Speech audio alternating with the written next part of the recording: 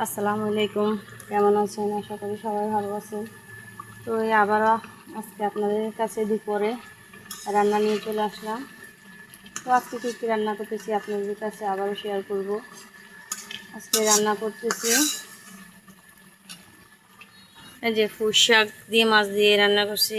আর এখানে রান্না করছি দেখা এখানে রান্না করছি পেঁপে দিয়ে ডাল দিয়ে রাঁধছি।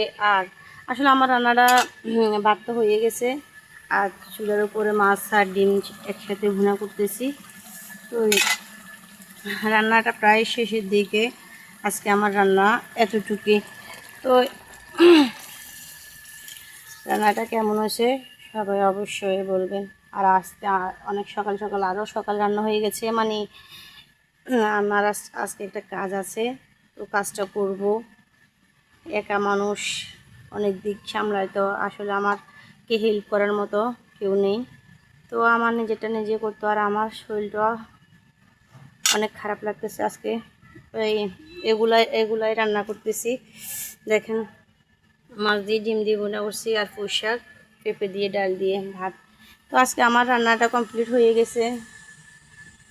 আর চুলাতে গরম পানি বসাইছি, যে অনেকগুলো কাপড় চোপড় আছে ওগুলো ধুবো।